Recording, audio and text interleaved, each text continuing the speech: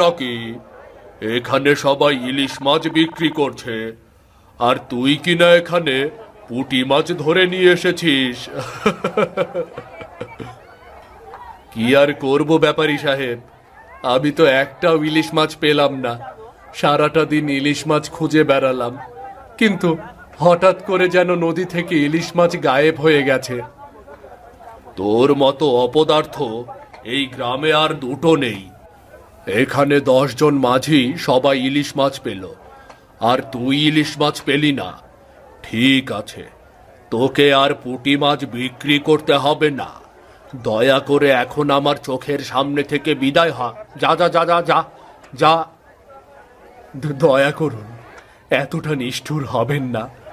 আমি যদি আজ মাছ বিক্রি না করি, তাহলে বাড়িতে গিয়ে মুখ দেখাতে পারবো না। আমার বউ বাচ্চারা না খেয়ে থাকবে। আরে বাবা, কেন বুঝতে পারছিস না? এটা হলো ইলিশ মাছের হাট রে পাগলা।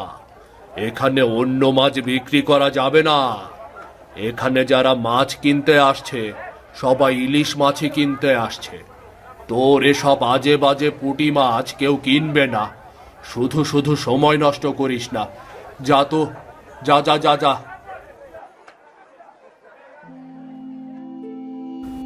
এরপর মাছের ব্যাপারীর এমন দুর্ব্যবহারে আবুল খুব কষ্ট পেল আর বাড়িতে ফিরে গেল।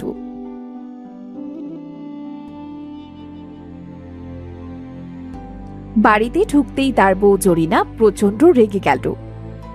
কি ব্যাপার, কি তোমার হাত খালি কেন? আজ বাজার আনোনি? এদিকে আমরা না খেয়ে বসে আছি, আর তুমি কিনা খালি হাতে ঘরে ঢুকছো? বিশ্বাস কর, আজ মাছ ধরার জন্য অনেক চেষ্টা করেছি, কিন্তু একটা ইলিশ মাছও পাইনি। জালে শুধু পুঁটি মাছ ধরা পড়েছে। এদিকে বাজারের হাটে ইলিশ কেনা বেচা হচ্ছে, অন্য মাছ ওখানে বিক্রি করতে দিচ্ছে না।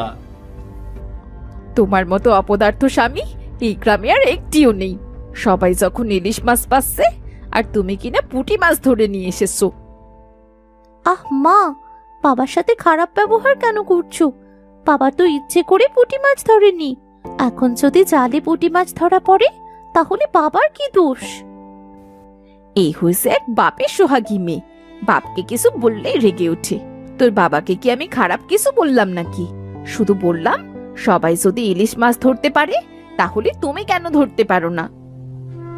হয়েছে হয়েছে, আজ বাবা ইলিশ ধরতে পারেনি তো কি হয়েছে? আগামীকাল বাবা নিশ্চয়ই ইলিশ মাছ পাবে। এখন আর এসব নিয়ে ঝগড়া করো না তো। তাও বাবা, মাছগুলো আমার হাতে দাও, আমি বরং এগুলো রান্না করে ফেলি। নে মা, পুঁটি মাছগুলো কেটে ভালো করে চচ্চড়ি করতো মা। অনেকদিন হয়ে গেল পুঁটি মাছ খাই না। আজ রাতে না হয় পুঁটি মাছ খেয়েই কাটিয়ে দিলাম। কি বলিস?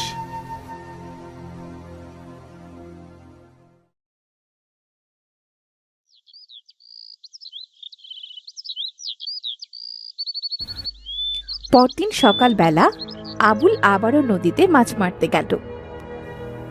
হে বিধাতা, আজকে আমাকে ইলিশ মাছ পাওয়ার ব্যবস্থা করে দিও। আজ আর আমাকে নিরাশ করো না। অনেক আশা করে জাল নিয়ে মাছ ধরতে এসেছি।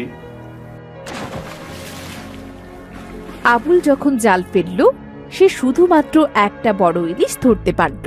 আর এই ইলিশের ওজন ছিল অনেক বেশি, আর এটা ছিল মা ইলিশ। আরে বাহ, আজকে তো অনেক বড় একটা ইলিশ মাছ পেলাম। এই মাছ বাজারে বিক্রি করলে অনেক টাকা পাওয়া যাবে। দয়া করো, আমাকে হত্যা করো না। আমাকে ধরে বাজারে নিয়ে যেও না। আমি এখন গর্ভবতী। দেখো, আমার পেটে কত ডিম। এই ডিমগুলো ফুটলে আরো অনেকগুলো ইলিশ মাছ হবে।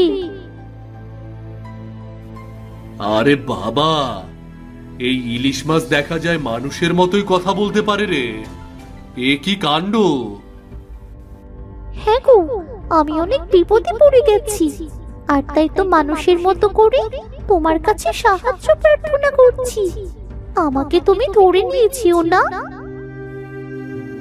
আমি তোমার কষ্টটা বুঝতে পারছি ইলিশ মাছ, কিন্তু কি করব বলো? তোমাকে বিক্রি না করলে তো আমার সংসার চলবে না। কতদিন ধরে এই মাছ ধরার চেষ্টা করছি,